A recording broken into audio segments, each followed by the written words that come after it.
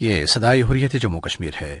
کشمیر اپ date کے ساتھ ابن سلام۔ مقبوضہ کشمیر کے شمال و جنوب میں آج زوردار احتجاجی مظاہرے کیے گئے۔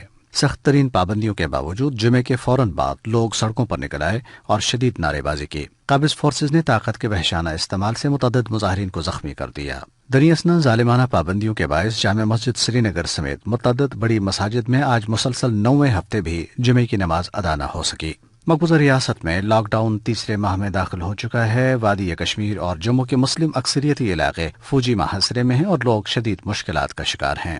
بھارتی تحقیقاتی ادارے NIA نے آج دہلی کی ایک عدالت میں محبوس رہنماؤں محمد یاسین ملک، شبیر احمد شاہ، مسرت عالم بٹ اور آسیہ اندرابی کے خلاف 2017 کے ایک جھوٹے کیس میں چارج شیٹ دائر کر دی ہے۔ یہ اس کیس میں ان کے خلاف دوسری چارج شیٹ ہے۔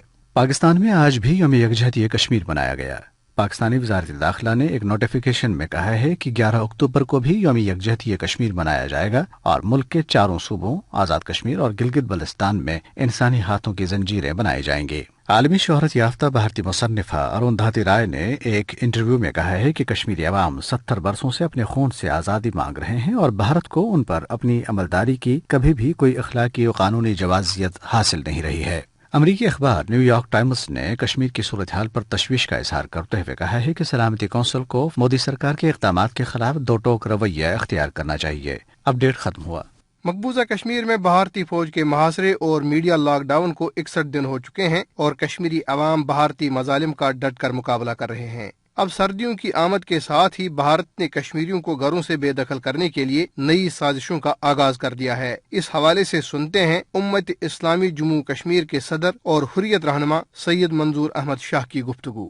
بھارتی فوج نے مظالم کے نئے حربوں کا آغاز کیا ہے۔ سردیوں کی آمد ہے۔ بھارتی فوج کے لیے سردیوں کا مقابلہ کرنے کے لیے اب مقبوضہ کشمیر میں جگہ کی کمی کا سامنا ہے، جس کا حل انہوں نے یہ تلاش کیا ہے کہ کشمیری عوام کو پہلے ترغیب دی جا رہی تھی کہ اپنے مکانات فوج اور CRPF کو کرایوں پر دیں، اب مقامی عوام کو گھر خالی کرنے کے لیے ڈرایا دھمکایا جاتا ہے تاکہ بھارتی فوج کو جگہ ملے۔ گرفتار شدہ نوجوان جن کو بھارتی فوجی کیمپوں اور تھانوں میں رکھا گیا ہے، اب ان کی رہائی کے عوض محبوس بچوں کے والدین سے بڑی بڑی رقوم رشوت کے طور پر اینٹھی جا رہی ہیں۔ کشمیری عوام ان سارے حالات کا بھرپور مقابلہ کر رہے ہیں، بھارتی چالوں کو ناکام بنا رہے ہیں۔ کشمیری عوام کی آواز دنیا بھر میں ابھر رہی ہے۔ انشاءاللہ بہت جلد ہی آزادی کی سحر طلوع ہوگی۔ کشمیری عوام نے ہمیشہ سے ہی صبر و استقلال اور باہمی اتحاد و اتفاق کے ذریعے بھارتی سازشوں کو ناکام بنایا ہے اور اب کی بار بھی بھارت کو شکست ہوگی اور کشمیری اپنی منزل یعنی آزادی سے ہمکنار ہوں گے۔